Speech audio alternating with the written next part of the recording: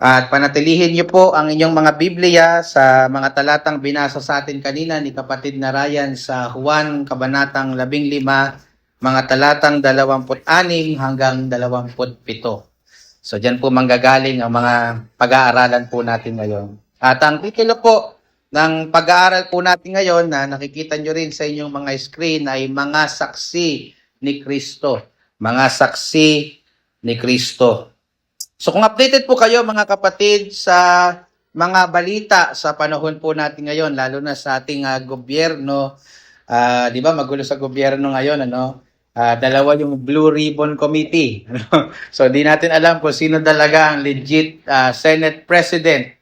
Ano? At yung isa sa Blue, nagke-claim na sila ang legit Blue Ribbon Committee. Kung di nyo alam yung Blue Ribbon Committee, yan yung iimbestiga sa mga korupsyon na nangyayari ngayon sa flood control. So, inimbita ng Alan Peter Cayetano, Black, ang ex-Marines. So, 18 ex-Marines na di umano sila daw ay witnesses ng pagdadala ng mga mali-maletang pera sa mga taong involved sa isa sa pinakamalaking korupsyon sa kasaysayan ng Pilipinas. At yan po yung flood control projects. At mga kapatid, kung mapapatunayan po na totoo yung kanilang sinasabi, napakalaking tulong ho nito sa progreso ng investigasyon po kung saan inaalam po natin kung sino ba talaga ang may sala sino ba talaga ang dahilan kung bakit napakarami ho nating mga kababayan nalulubog sa baha. At yung pera na sana nagagamit ng ating mga kababayan hindi napupunta sa ilang mga tao at sila ang nagpapakasasa dito. So napakahalaga po ng kanilang mga sinabi kung ito'y mapapatunayan. Of course, meron pang counter dyan, yung mga inakusahan na tumanggap ng mali-malitang pera. Pero kung mapapatunayan, napakalaking tulong po nito, mga statement ng ex-Marines, para po matigil na po yung ganitong klaseng korupsyon sa ating bansa. Napakahalaga po ng sasabihin po nila para po sa mga ordinaryong Juan de la Cruz. Amen po mga kapatid, kung di man po sila, kung sino man po ang mga tatawaging witnesses para po matapos na ang napakalaking korupsyon po na ito. Pero gusto ko mainawaan po natin mga kapatid na may higit pa pong mas mahalagang saksi kaysa dito sa mga 18 Marines po na to, ex-18 Marines. Alam niyo po kung sino? Iyan po ay ikaw at ako. Ang bawat mananampalataya ng ating Panginoon Jesucristo. Mahalaga po ang ating pagiging saksi sa katotohanan kung sino po ang ating Panginoong Jesucristo at kung ano po ang layunin niya, kung bakit siya naparito sa lupa, sapagkat ang nakasalalay po sa mga impormasyon at mga katotohanan ng ating sinasabi bilang mga saksi ay wala pong iba kundi ang mga kaluluwa ng mga taong mapapahamak sa dagat-dagatang apoy ng impyerno dahil po sa kanilang mga kasalanan. So naunawaan niyo po mga kapatid kung bakit mahalaga ang ating tungkulin bilang mga saksi ng ating Panginoon Jesucristo. Hindi lang issue dito yung baha. Hindi lang issue dito yung pera. Ang issue na atin pong kinaharap ay ang kapahamakan ng mga kaluluwa sa walang hanggang puot at hatol ng Diyos sa impyerno. Kaya po ang main truth na gusto ko pong diinan sa sermon po na ito ay ang mga tunay na alagad ni Kristo ay mga saksi ng Ebanghelyo. Sa mga nagte-take notes, lalo na yung aking mga anak, ang mga tunay na alagad ni Kristo ay mga saksi ng Ebanghelyo. So sa mga talata po na ating pinag-aaralan, may dalawang pangunahing mga saksi po tayong makikita na siyang magiging pangunahin din po nating punto sa sermon po na ito. Ang una po ay pinamagatan nating ang unang saksi, ang banal na Espiritu. Ang unang saksi, ang banal na Espiritu in verse 26. And then, ang pangalawang saksi, namely, ang mga alagad. Ang pangalawang saksi, ang mga alagad in verse 27. So, mapapansin niyo po na nagsimula po yung verse 26 sa salitang datapwat or bat sa wikang Ingles. Ito po ay sapagkat nagbibigay po dito ang ating Panginoong Hesukristo ng encouragement sa kanya pong mga alagad dahil alam niyo naman po yung context. Sinabi po dito in verses 18 to 25, yung madalin po nila at madalin po sasapitin ng kanyang mga alagad, dala ng pag-uusig po ng sanlibutan. So para po hindi sila panghinaan po ng loob, para po hindi panghinaan ng loob ang kanyang mga alagad, ipinaalala po ng ating Panginoong Hesukristo ang kanyang ipinangakong Espiritu Santo na siya pong tutulong sa kanila upang kanila pong magampanan ang kanilang tungkulin na iniatas sa kanila ng ating Panginoong Hesukristo. Yan po yung makikita natin sa verse 26, saan po nanggaling yung ating pong pangunahing punto, namely, ang unang saksi, ang banal na Espiritu. Tingnan niyo po yung banggit sa verse 26, mga kapatid. Ang sabi ho dyan, datapwat, pagparito ng mang-aaliw na aking susuguin sa inyo mula sa Ama, sa makatuwid bagay ang Espiritu ng katotohanan na nagbubuhat sa Ama ay siyang magpapatotoo sa akin. Sa talatahong ito, mga kapatid at mga minamahal, makikita ho ninyo na yung pagkakakilanlan at misyon ng banal na Espiritu. Pag-aralan po muna natin, mga kapatid, una, yung kanyang pagkakakilanlan. Unang pagkakakilanlan po ng banal na Espiritu sa talatang ito ay ipinakilala po siya ng ating Panginoong Hesukristo bilang isang mang-aaliw. O sa salitang Griego ay galing po ito sa salitang parakletos. Ang salita pong mang-aaliw o parakletos in this context ay may ibig sabihin po na ang banal na Espiritu po ang siyang natin magiging katulong, katuwang at taga-alalay. Sa maalala po ninyo na binanggit na po ng ating Panginoong Hesukristo yung tungkol sa pagiging parakletos ng banal na Espiritu in chapter 14 verse 26 and verse 16. Naaral na po natin yan ng mga nakaraan. Ngunit inulit po yan ng ating Panginoong Jesus yung tungkol po dyan in chapter 15 verse 26 at siyang pinag-aaralan po natin ngayon. Bakit po niya ito inulit?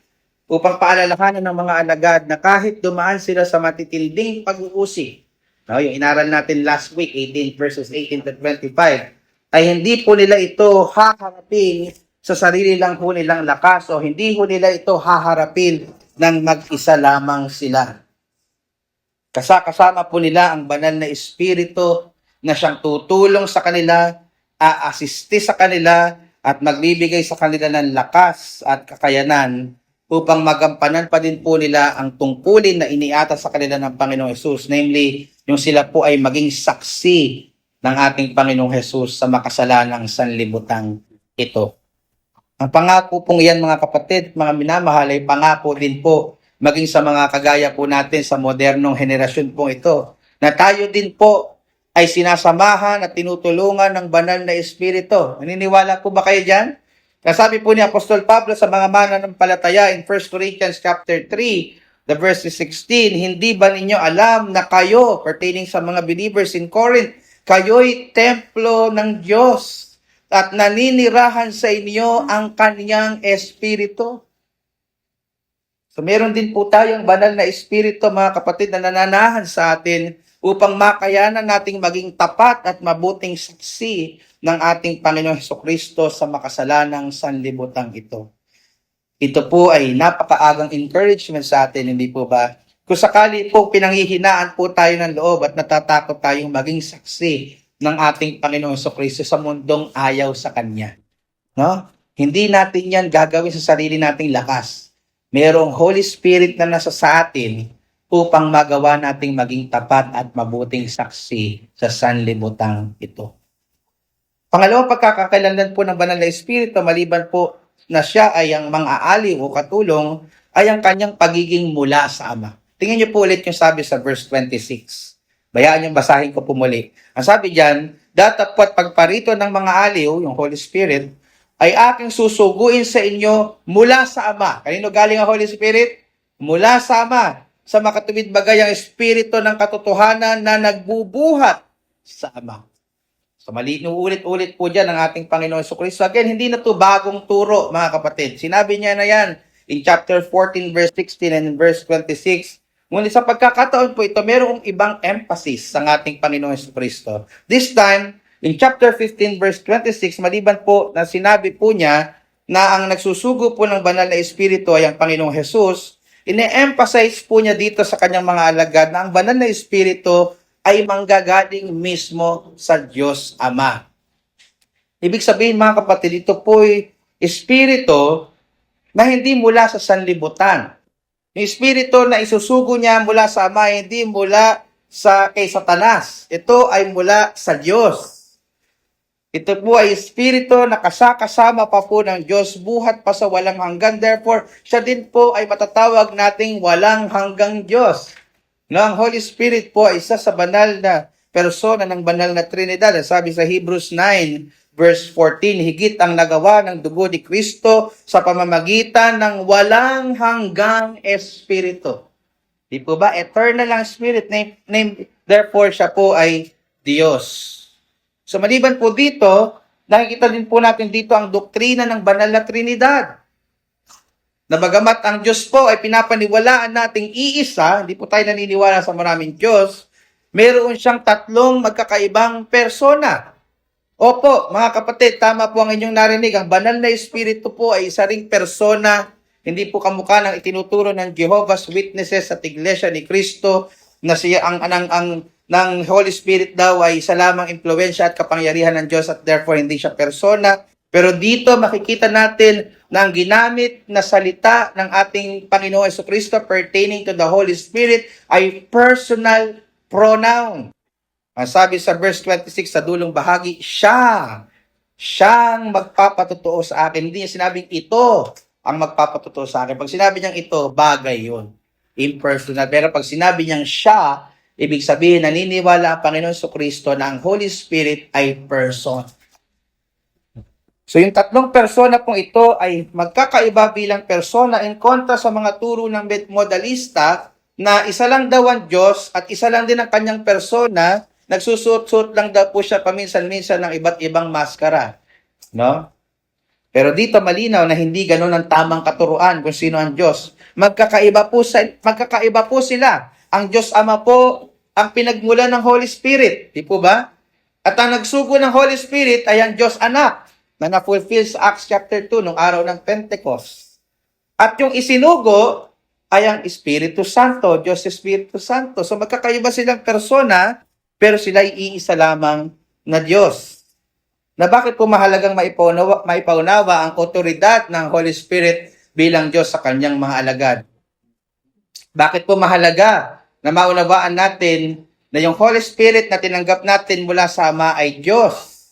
Ito po ay sapagkat, gaya na napag-aralan na po natin noong nakaraang linggo, hahamunin po kasi ang ating paniniwala. Hahamunin po kasi yung ating pananampalataya.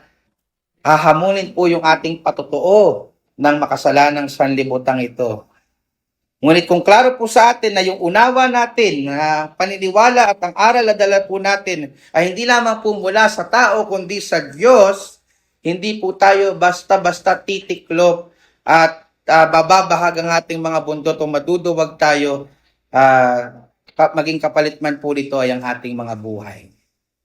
Sapagkat ang Ebanghelyo ay turo hindi lamang po ng tao at hindi lamang po ng mga matatalinong pilosopo ng sanlibutan. Naniniwala tayo mga kapatid at mga minamahal na yung gospel na atin pong pinangahawakan at sinasampalatayanan ay turo ng Diyos na may gawa ng langit at ng lupa.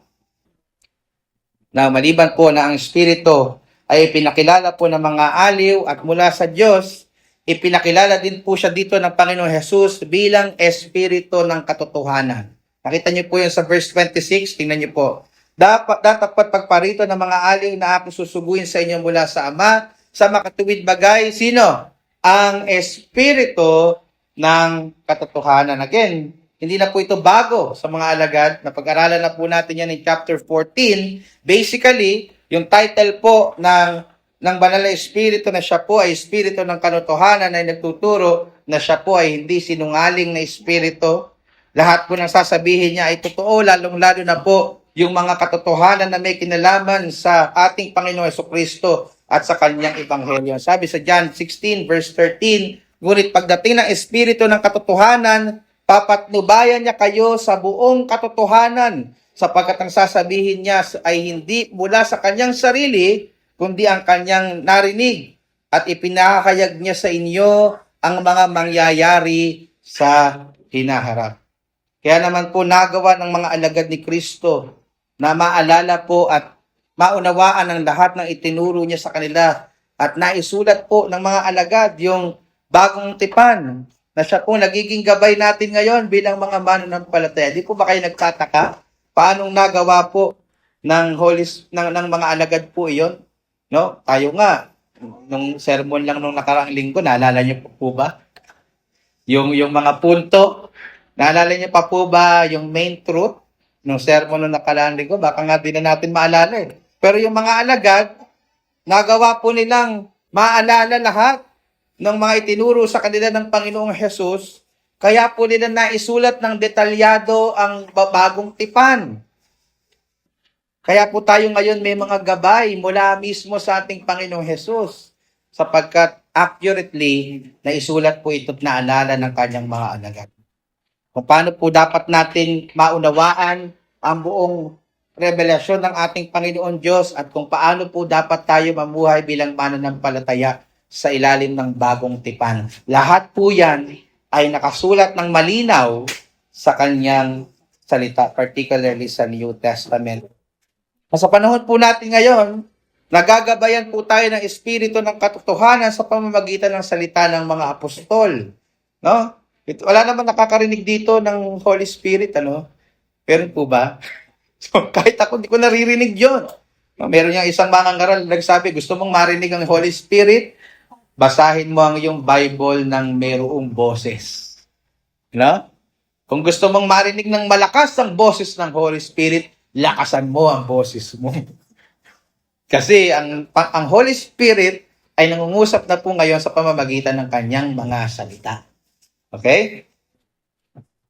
So nagagabayan pa rin po tayo hanggang sa mga oras na ito ng Holy Spirit sa pamamagitan ng salita ng mga apostol at ng mga kasama nila, kasi hindi naman lahat ng apostol ay sumulat ng bagong tipan. At yan po ay sa pamamagitan po ng kanilang mga sulat. So ito po ang instrumento natin mga kapatid, mga minamahal, upang hindi po tayo maligaw ng mga kasinungalingan ng sanlibutan ito, namely si Satanas. Ano po ang instrumento para hindi tayo maligaw? Ang kanyang mga salita. So napag-aralan po natin mga kapatid ang pagkakakilanlan ng unang saksi, namely ang Banal na Espiritu. Tingnan naman po natin ngayon yung kanyang misyon. Ano ba yung misyon ng Banal na Espiritu? Nandun pa rin po sa verse 26. Doon po sa dulong bahagi. Ang sabi diyan ng Panginoon, siyang magpapatotoo sa akin. Kaya natawag natin sa unang punto natin na ang Holy Spirit ay saksi. Siya ang unang saksi. Siyang magpapatotoo sa akin, wika ng Panginoon. So sa makatuwid, ang pangunahing mission po at ministeryo ng Banal na Espiritu ay ipatotoo ang Panginoong Hesukristo sa mga tao. Ultimately, ang pagpapatotoo po o pagsaksi na ginawa po natin sa sanlibutan tungkol sa Panginoong Hesukristo at sa kanyang ebanghelyo ay gawain ng Holy Spirit. Gawain po yan ng Holy Spirit. Kung hindi po kikilos ang Holy Spirit, mawawalan po ng kabuluhan ng ating lahat ng ginagawa nating gospel witnessing. Siya po ang nagpapatotoo, mga kapatid, sa puso ng mga makasalanan na mga tao upang mahayag sa kanila ang katotohanan ng ating Panginoong Hesukristo at mahayag sa kanila ang katotohanan kung paano po sila maliligtas mula sa hatol at puot ng Diyos. Holy Spirit po, mga kapatid, ang may primary power or authority na gawin po yan. At ginagawa po ito ng Holy Spirit. Alam niyo po ba kung paano? Sa pamamagitan po ng salita ng Diyos na ipinangangaral at ibinabahagi ng kanyang mga saksi. Namely, tayo na mga alagad, mga mananampalataya, nang sa gayon maunawaan po ng mga tao ang mabuting balita ng ating Panginoong Hesukristo. Kaya mga kapatid, bagamat mahalaga na malinaw at buong tapang po nating maibahagi ang gospel sa mga tao, mahalaga po yan. We don't discount that, ano? Lalo na po sa ating mga mahal sa buhay, ano po, pag sineshare natin yung gospel sa kanila. Pero hindi pa din po natin dapat mapabayaan yung pananalangin at pagmamakaawa sa Holy Spirit na kilusin po niya ang puso at paglinawin po niya ang puso ng mga taong binabahaginan po natin ng gospel. Sapagkat hiwalay po sa kilos ng Holy Spirit, hindi po nila lubusang maiintindihan at hindi po nila sasampalatayanan ang mabuting balita ni Kristo. So partner po yan mga kapatid. In doing evangelism, mahalaga na clearly mai-share natin yung gospel, pero napakahalaga din yung aspect ng prayer. Na alam natin na kahit maliwanag nating mai-share yung gospel, maliban sa tulong ng Holy Spirit, hindi ito magkakaroon ng kabuluhan sa kanila. Kailangan ng pagsaksi ng Holy Spirit. Kailangan ang ating gospel sharing ay sinasabayan natin ng gospel praying. Dapat po tayong dalhin ng kaunawaang ito ng Holy Spirit ang pangunahing witness sa marubdob at seryosong pagmamakaawa sa Kanya na kumilos siya sa mga taong binabahaginan po natin ng gospel, lalo na po sa mga mahal po natin sa buhay. Mga kapatid, kailan mo huling pinag-pray sa Holy Spirit na kilusin niya yung mga taong binabahaginan natin ng gospel? Sa mga nakasama kapag mag-witness ng gospel sa kalsada, pinag-pray niyo po ba pag uwi ninyo sa tahanan na sana po yung binigyan po namin ng gospel tracts, yung mga nakausap po namin ni Pastor ay kilusin ng banal na Espiritu? Sana po, napag-pray niyo po ba yung mga kamag-anak po ninyo, mga kapitbahay ninyo na binahaginan ninyo ng salita ng Diyos, sana paliwanagin ng banal na Espiritu ang kanilang mga puso na magkaroon sila ng kaunawaan sa gospel. Mahalaga po yan mga kapatid. Hindi po tayo magkakaroon ng convert hiwalay sa tulong ng Holy Spirit. At kailangan din po yan maging natin bilang mga mananampalataya. Hindi lang po yan kailangan ng mga unbelievers. Kailangan din po natin ang witness, ang pagsaksi ng Holy Spirit kahit po tayo mga believers na. Hindi po tayo lubusang lalalim sa ating pagkakaunawa sa mga katotohanan ng Diyos, hiwalay po sa tulong ng banal na Espiritu sa atin pong mga buhay. Kasi mga kapatid, siya po ang pangunahin nating tagapagturo. Ang Holy Spirit po ang ating primary teacher. Ang inyong lingkod po ay instrumento lamang. In fact, wala po akong maituturo sa inyo na kahit ano, hiwalay po sa tulong ng Holy Spirit. So mga kapatid, ipinalangin niyo po nawa ang inyong lingkod. No? Every time makikita tayo bago mag-Sunday, na ipaunawa po sa inyong lingkod ang sinasabi talaga ng salita ng Diyos, nang sa gayon ay matapat at nabisa akong maipangaral sa inyo kung ano talaga ang sinasabi ng salita ng Diyos. Kasi walay po sa tulong ng Holy Spirit, hindi ko po yan kayang gawin. So mahalaga pong ipagmakaawa natin yan sa Panginoon. Pag makaawa niyo at panalangin sa Panginoon si Mami Jo, every Sunday na sana sa kanya pagtuturo sa mga anak-anak po ninyo ay magkaroon siya ng kakayanan at kilusin ng banal na Espiritu yung puso ng mga bata na sa mura nilang edad, maunawaan na nila ang gospel. No? Panalangin din po ninyo yung inyong mga sarili every day sa inyo pong personal na pagbubulay-bulay ng salita ng Diyos. By the way, nagbubulay pa po ba kayo ng salita ng Diyos? I mean, baka kine-check ko lang kasi baka mamaya yung Sunday na lang kayo nakakapakilig at nakakabasa ng Bible. Hindi normal yun. Every day. Sa inyo pong personal dealing, ano po? Sa inyo pong personal na buhay daily. Meron kayo palaging pagbisita sa presensya ng Diyos at ipinapanalangin niyo po palagi daily na mangusap sa inyo ang Diyos sa pamamagitan ng Kanyang Espiritu Santo. Umasa po tayong lahat na kapag ginawa po natin yan, tutugon po siya sapagkat yan po mismo ang pangunahing ministeryo ng Holy Spirit sa ating mga buhay at dito sa sanlibutan. Ang ipakilala sa atin ang ating Panginoong Kristo. So pag-aralan po natin yung unang saksi, namely ang Holy Spirit. Pag-aralan naman po natin ngayon ang pangalawang saksi. Sino yung pangalawang saksi? Yung mga alagad. At makikita po natin yan sa verse 27, huling talata po sa chapter 15. Ano? Ang sabi diyan sa verse 27, at kayo naman ay magpapatotoo sapagkat kayo'y nangakasama ko buhat pa ng una. So sa talata pong ito, may tatlo po tayong mga katanungang masasagot. Una, gusto natin sagutin kung sino ang kinakausap. No, sino yung kayo na sinasabi dito ng Panginoong Hesus? Pangalawa, kung ano ang kanilang misyon. Sinabi niya. Panghuli ay kung bakit sila ang inatasan.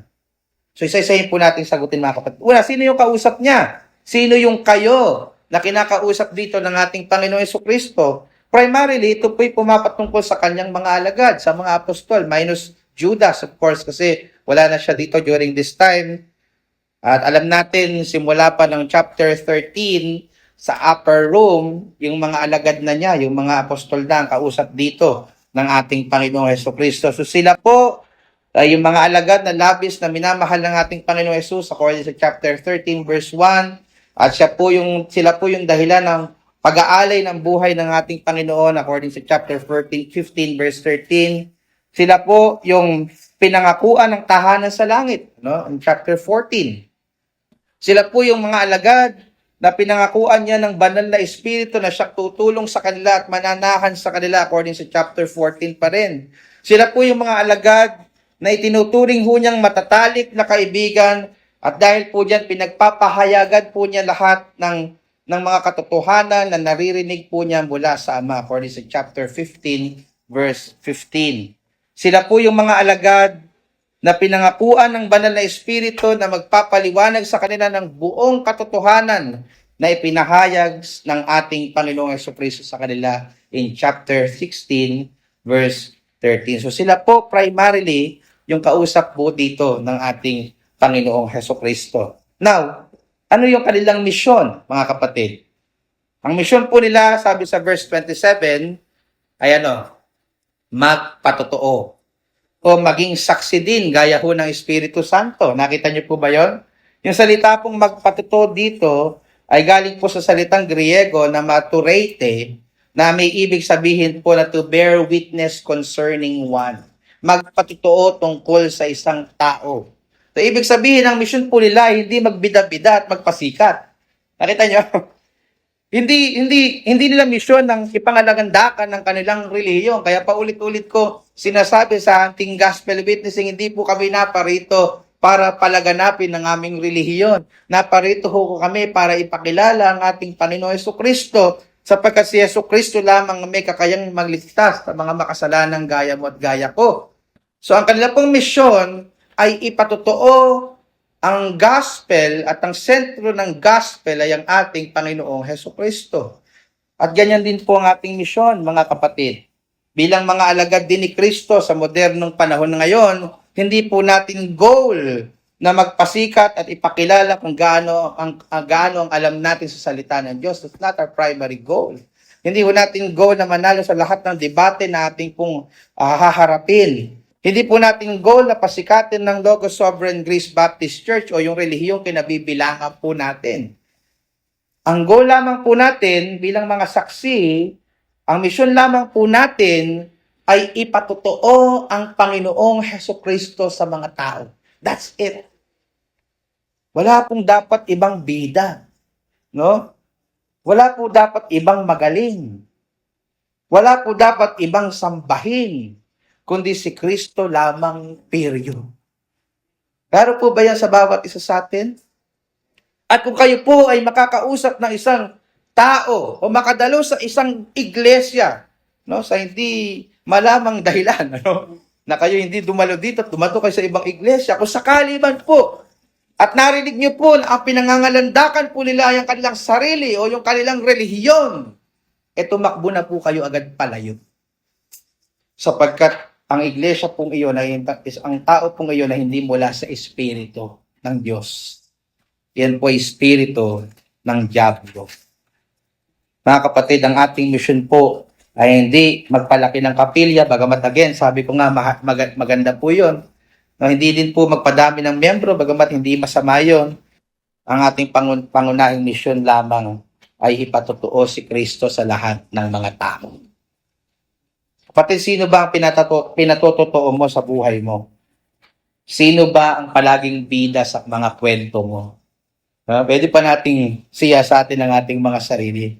Sana po hindi natin nakakalimutan bilang mga alagad ni Kristo na tayo din po ay kanyang mga saksi. Therefore, kung meron man pong dapat na itataas sa ating mga buhay, kung meron man po tayong kaisa-isang mensahe na ibinasabi sa sanlibutan, dapat po malinaw sa kanila ang ating mensahe, si Kristo. Okay? Sana po kasama tayo ni Apostle Paul na nagsasabi, I decided to know nothing among you except Jesus Christ and Him crucified. 1 Corinthians chapter 2 verse 2. Ang dahil pwedeng sabihin ni Apostle Paul bilang mga apostol, pero klaro sa kanya yung mensahe. Wala akong ibang gustong malaman ninyo maliban kay Hesus Kristo na siyang napako sa krus. Handa po sana tayong maging saksi ni Kristo, maging ang kapalit man po nito ay ang ating buhay. Alam niyo po yung Greek word na matureo, kung saan po galing yung salitang pagpapatotoo o pagiging saksi. Diyan po galing din yung word na martyr, na martureo, martyr. At alam niyo po ang ibig sabihin ng pagiging martyr, mga kapatid? Hindi yung nananatili ka pa rin sa asawa mo kahit binubugbog ka na, martyr. Pero pwede din, ano? Pero in this context, ang pagiging martyr is someone who willingly suffers death rather than deny or renounce their faith in Christ. Pastor, English po yung Tagalogin natin. Ang martyr po ay isang tao na handang magdusa ng kamatayan kaysa itakwil o talikuran ng kanyang pananampalataya kay Kristo. Yan po ang ibig sabihin ng pagiging witness. Handa ka ba, kapatid, na maging martir para kay Kristo? Huwag niya na pasagutin. Baka magkahiyaan tayo. Ano? Kasi mga kapatid, pag sinabing martir ka, handa mo isakripisyo yung buhay para sa pinapaniwalaan mo. Pero minsan, ito na naman tayo, real talk na naman tayo. No? Minsan, hindi pa po buhay yung pinag-uusapan eh. Oras pa lang, lakas pa lang, pera pa lang, yung kailangan nating isakripisyo. Pero minsan, nakakasubukan na po tayo. Amen po ba? Pero ang pinag-uusapan po, pag ikaw ay witness, ikaw ay saksi, ikaw ay martir, handa mong isakripisyo ang lahat-lahat sa iyo, maging ang buhay mo para sa iyong tungkulin, na ikaw ay maging saksi ni Kristo. Alam niyo po, last Sunday, natutuwa po ako kasi matagal tayong nahinto sa ating pong witnessing sa labas. No, matagal na-busy tayo, pero nung balik tayo, nung una, syempre, parang naninibago kami nila Angeline. Wala na pala si Angeline. Ano? Si Sister Maricel, naku, tagalan natin itong di nagagawa. Pero nung mga naka-10, 20 hakbang na kami, parang bumalik na ulit kami sa dati. So, masaya.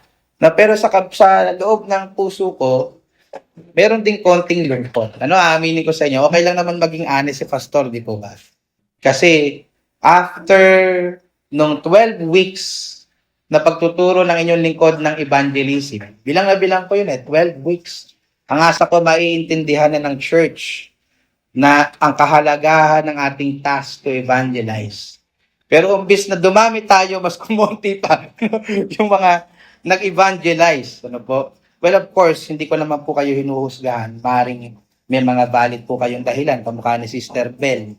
Kailangan niya bantayan yung kanyang anak. Pero mga kapatid, gusto ko lang pong maunawaan po natin na sa ating pong trabaho bilang mga saksi ni Kristo, bahagi po talaga yung pagsasakripisyo. May mga time na talagang kailangan nating isakripisyo yung ating reputasyon. Nakakahiya naman talaga lumabas tapos isasabihin mo si Kristo. Tapos minsan babastusin ka, pagtatawanan ka. Naintindihan po natin yan, nakakahiya. Minsan masarap patulog, lalo na medyo umuulan-ulan, di ba? So, at minsan, gusto na lang natin ipahinga talaga. Pero mga kapatid, gusto ko maunawaan nating lahat na sa ating tungkulin bilang mga saksi ni Kristo, kasama talaga ang pagsasakripisyo. At minsan, ang kailangan nating sakripisyo, sabi dito, ay yung ating buhay. Alam niyo po ang kasaysayan ng mga apostol, di po ba? Kung paano sila isa-isang pinatay. Hindi lang nila itanggi ang pagiging Diyos at tagapagligtas ni Kristo. Isa lang yung kailangan nilang sambihin eh. Kasi ang sigaw ng mga apostol at mga Kristiyano ng unang siglo, Jesus is Lord! Jesus is Lord! Jesus! Ano ba yung Lord? Kurios! Sa Greek, ano? Jesus Kurios! Yun lang sasabihin nila eh, kasi Greek yung salita nun eh. Pero ang sasabihin lang nila, sabihin mo ay si Cesar ang Lord. Kasi bawal sa mga Romano may ibang Lord, maliban kay Cesar. Yun lang sasabihan mo at hindi na kita pupugutan ng ulo.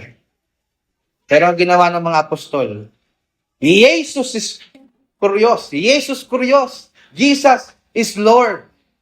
At yun, apugot ang ulo.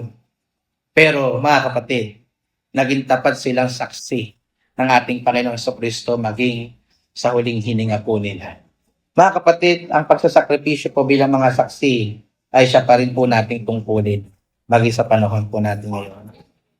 Tandaan niyo ho na hindi lamang po tayo mga anak ng Diyos, mga saksi din po tayo ng ating Panginoong Jesucristo dito po sa napapahamak na sanlibutan. So nakita na ho natin kung sino ang kausap, mga alagad ng mga apostol, at by way of application tayo, no?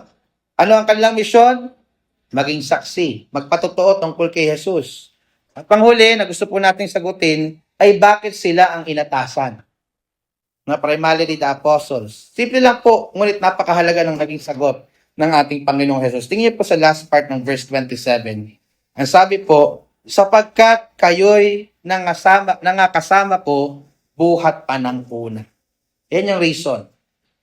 Yung buhat po ng una po dito ay nangangahulugan na buhat pa nang nagsimulang magministeryo ang Panginoong Yesus dito sa sanlibutan. So kasama na niya ang kanyang mga alagad, tinawag nila siya, narinig po nila lahat ng kanyang turo, nakita po nila ang mga halimbawa at himala na ipinakita ng ating Panginoong Yesus, nahawakan nila ang balat ng ating Panginoong Yesus, narinig po nila ang karamihan sa kanyang mga panalangin, nakasama po nilang kumain, matulog ang ating Panginoong Yesus, at nakasama nila siya ng madalas kumpara po sa ibang mga tao. So kung meron pong taong mas nakakakilala sa Panginoong Yesus, yung mga alagad po niya yon. In short, kilalang kilala po ng mga apostles si Jesus Christ. Hindi ko sabihin ko na sana na nakasama nila sa Panginoong Yesus sa isang bubong kasi naalala ko, palipat-lipat nga pala sila ng tahanan. Ano? Kaya naman po, kung meron man pong pinakakarapat dapat po na maging tapat na saksi niya, yan po ay walang iba kundi yung mga apostol niya. No? Kaya naman po noong dumating po sa kanila ang Espiritu Santo noong araw ng Pentecost sa Acts 2 at ipinaalala at ipinaliwanag po sa kanila ng Holy Spirit ang lahat po ng tinuro ng ating Panginoong Hesus na isulat po nila ng kumpleto at walang pagkakamali ang lahat ng katuruan at detalye tungkol sa ating Panginoong Hesukristo. Nagawa po nila yon kasi personal nilang kilala ang Panginoong Hesus at naranasan ho nila ang kapangyarihan ng Espiritu Santo. Now, ano po naman ang koneksyon nito sa atin, mga buhay, bilang mga saksi ng ating Panginoong Hesukristo sa modernong panahon? Maaaring hindi natin nakita, narinig at nahawakan ng ating Panginoong Hesus, gaya po ng mga apostol na ito, ngunit hindi pa din po kulang ang mga katotohanan pwede nating ipahayag sa sanlibutan. Sapagkat, lahat po ng kailangan nating malaman tungkol sa Panginoong Hesus at sa kanya pong ebanghelyo ay isinulat po ng kanyang mga apostol sa New Testament, sa Bagong Tipan. Kaya naman po, magagawa din ho natin na ipatotoo ang kanila pong ipinatotoo kung atin lamang pong masusing pag-aaralan ang Bagong Tipan, particularly. Kaya naman po, napakahalaga sa atin bilang mga saksi ng Panginoong Jesucristo sa panahon po natin ngayon, yung pagiging masipag. At ginagawa po natin ang lahat ng ating makakaya upang tayo po ay lumalim sa mga katotohanan ng salita ng Diyos. Ang salita po ng Diyos ay dapat araw-araw again nating binabasa at pinag-aaralan. No? Dapat din po Dinadaluhan po natin ang lahat ng pagkakataon na ipinangangaral sa ating iglesia ang salita ng Diyos ng tapat, kaya halimbawa ng prayer meeting, Sunday school at worship service. Hindi lang po worship service, lahat. Kasi mga kapatid, dito tayo mas pinanalalim sa katuruan ng ating Panginoon Jesucristo. Dito po tayo mas natuturuan paano tayo magiging mabisang saksi. At dapat din po nating dinadaluhan maging yung mga gawain sa labas ng ating iglesia. Lalo na kung alam natin na itinuturo din ho doon ng tapat ang salita ng Diyos. Ulitin ko po, hindi lang po dapat tayo masipag sa apat na sulok ng iglesyang ito. Kung may mga pagkakataon na tayo po iniimbatahang dumalo sa ibang iglesia, no, lalo na kung ka-fellowship of churches natin, at alam nating may matututunan po tayo doon para mas lumalim tayo sa aral ng Panginoon, dapat po masipag po tayong dumalo. Sa lahat ng pagkakataong matuturuan po tayo ng salita ng Diyos. Dapat masipag mag-aral ng salita ng Diyos ang mga saksi ng ating Panginoong Jesucristo sapagkat wala tayong maipapatotoo sa mga tao kung wala naman tayong alam. Naiintindihan niyo po ba mga kapatid? Ano sasabihin mo sa mga tao? Paano ka magiging saksi ng Panginoong Jesucristo kung hindi mo naman siya lubusang kilala? Kaya mahalaga na tayong lahat ay magsisipag na maunawaan. Kapag nangangaral ang pastor, sinisikap nating ma-absorb yung bawat ma-absorb natin sa mga katuruang ito. Hindi lilipad yung ating isip. Hindi tayo tutulog-tulog. Hindi tayo makikipagkwentuhan sa ating mga katabi kasi focus tayo, target lock tayo. Ano? Ugali ko pa naman mga kapatid, pagtapos ng gawain, ano natutunan mo? Tungkol sa sermon. Minsan nakakalungkot pagka walang masabi. Yung natutunan na kasi ng mga ilan nating kapatiran, yung nakatingin sa akin pero lumilipad ang isip. Pero mga kapatid, hindi po dapat gayon eh. Dapat sinisikap natin maging dalubhasa sa pag-aaral ng salita ng Diyos. Kasi tayo'y mga saksi. At mahihirapan tayong saksihan o magpatotoo sa mga bagay ng ating Panginoong Jesucristo kung hindi naman natin alam.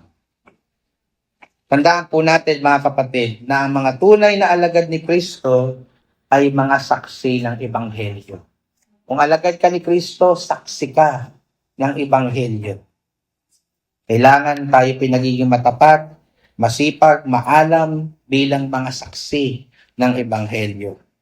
At sa mga hindi pa mananampalataya na naririto, kung meron man, gusto ko rin pong maging tapat sa inyo bilang saksi ng ating Panginoon Jesucristo na kung hindi mo paniniwalaan ang mga patotoo na sinasabi ng kanyang mga saksi, na maliban na kayo'y sumampalataya kay Kristo na namatay doon sa krus ng Kalbaryo para sa inyong mga kasalanan, at maliban na inyong paniwalaan na siya'y nabuhay muli noong ikatlong araw, mamamatay kayo sa inyong mga kasalanan.